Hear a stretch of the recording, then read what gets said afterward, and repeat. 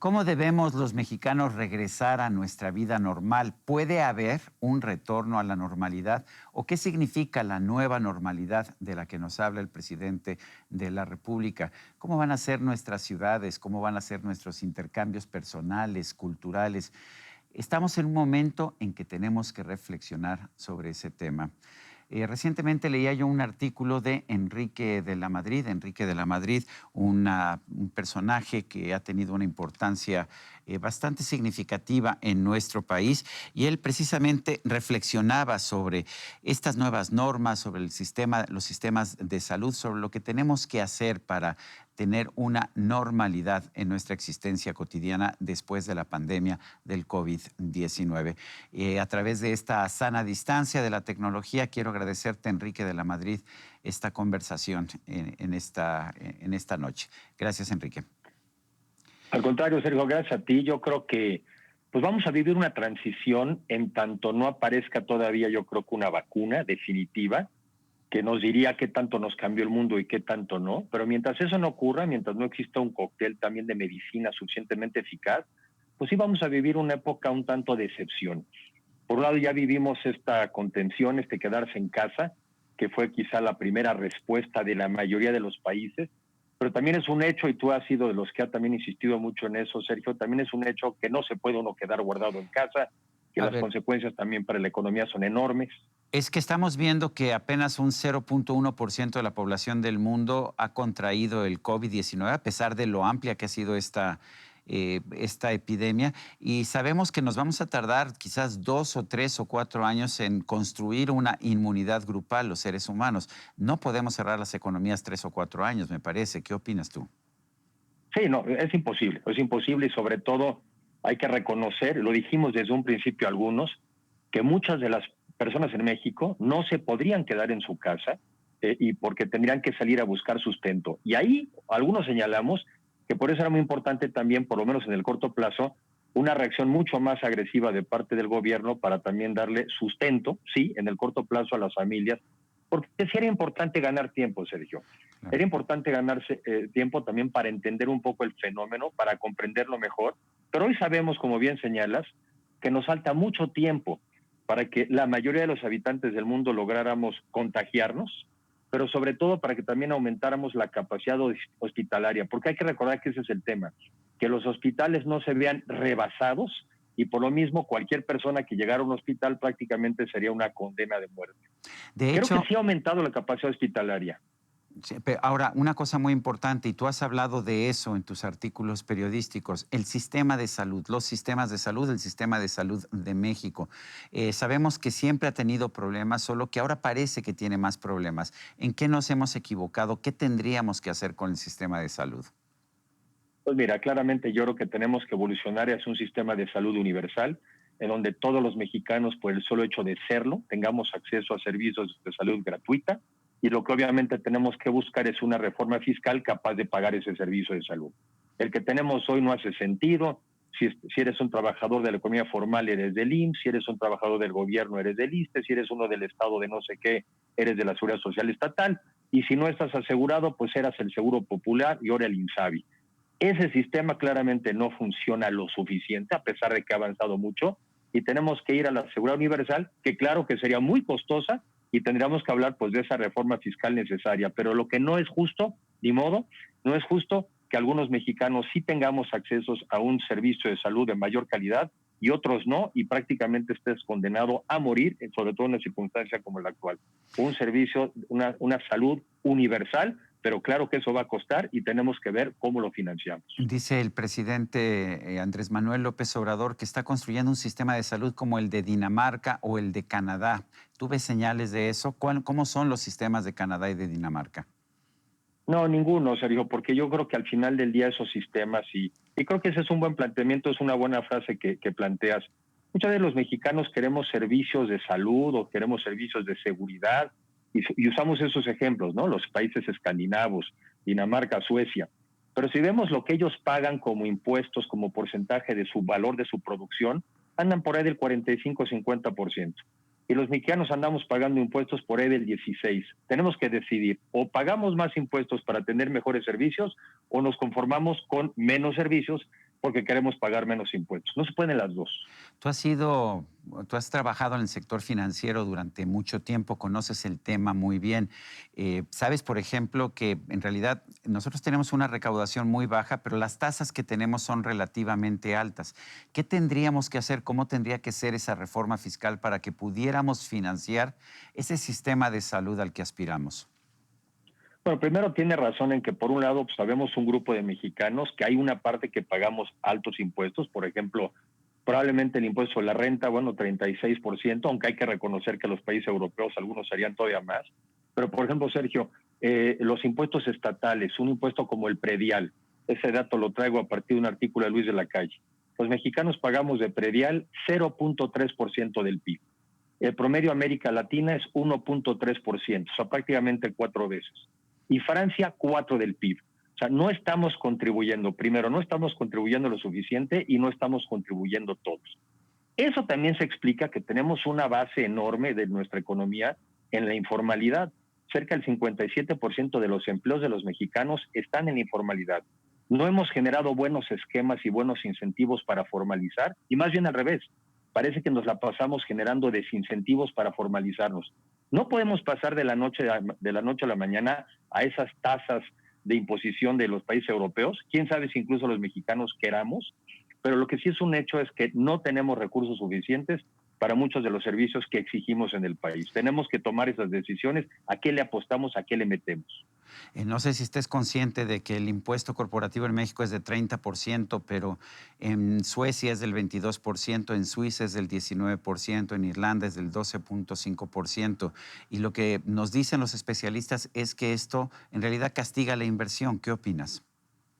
Pues sí, hay que revalorar, como bien señalas, en algunos lugares los impuestos corporativos son más bajos, pero probablemente se cobran en realidad. Yo recuerdo conversaciones con excompañeros, exsecretarios de Hacienda, donde también me decían que en México muchas de las grandes empresas, así hay que decirlo, pues formalmente están en la tasa del 35, en realidad no pagan esas tasas. O sea, yo creo que los mexicanos, la tasa efectiva a la cual muchos mexicanos pagan sus impuestos y muchas empresas es muy por debajo de la tasa formal. Esa es una. Pero Lota, tú lo has señalado, hay que ampliar la base.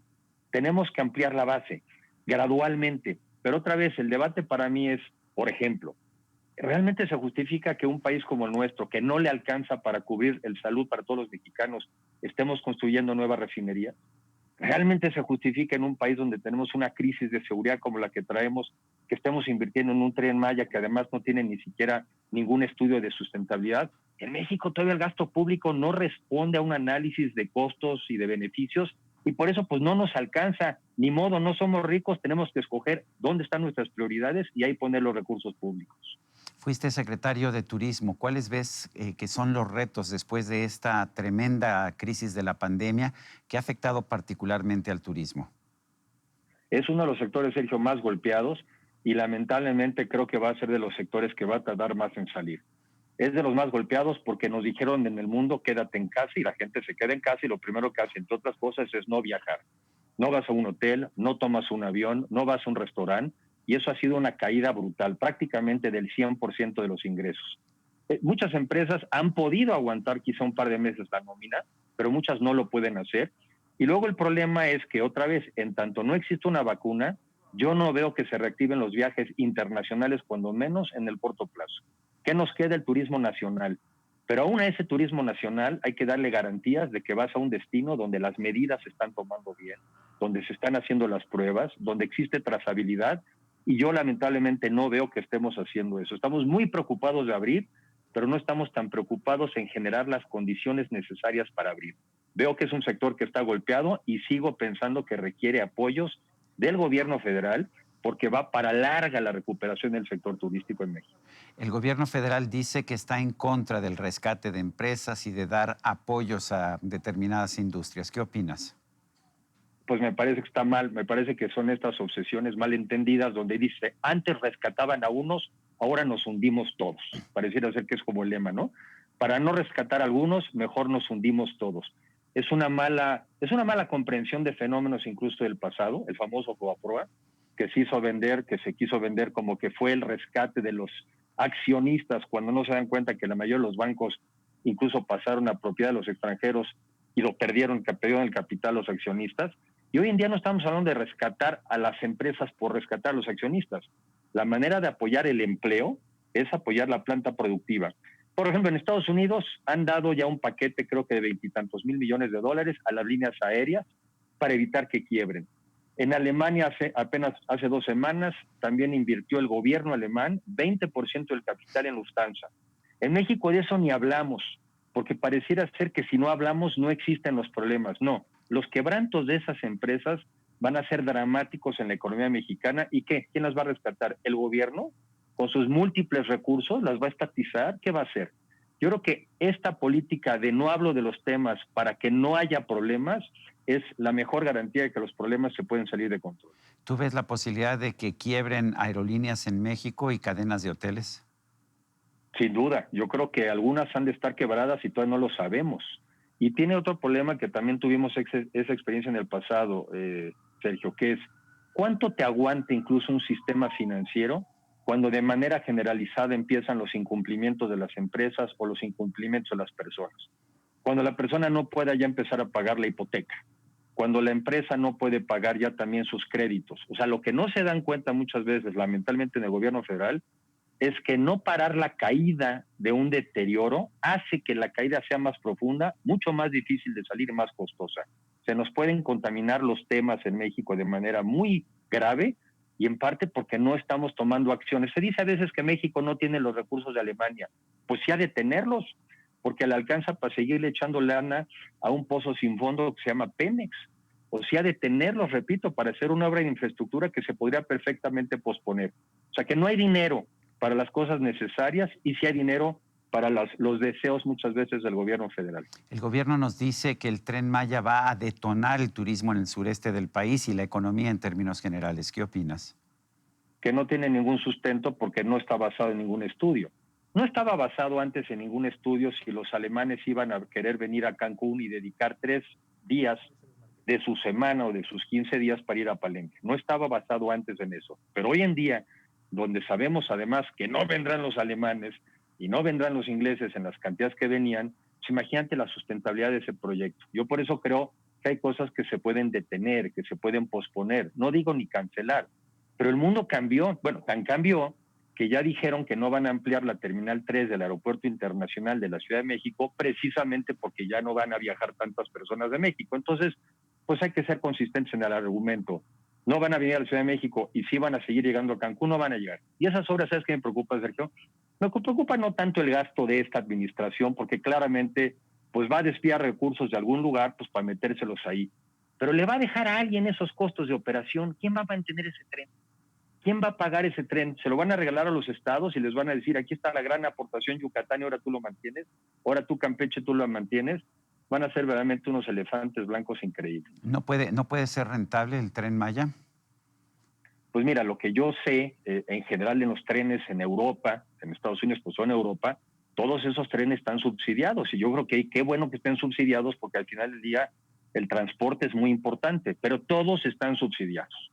En México incluso tratan de hacer un híbrido, pasajeros carga, porque saben que la de pasajeros no sale. Pudiera haber tramos cortos, Sergio. Alguna vez escuché que quizá el tramo Cancún-Tulum, que tiene mucho tráfico, que ya se ha vuelto esa carretera casi un periférico, pues pudiera ser que ese tramo salga. Pero los demás no le veo posibilidades y para alguien se va a volver costo el día de mañana, o para el pueblo mexicano a través del gobierno federal, o para los gobiernos estatales va a ser una carga fiscal enorme.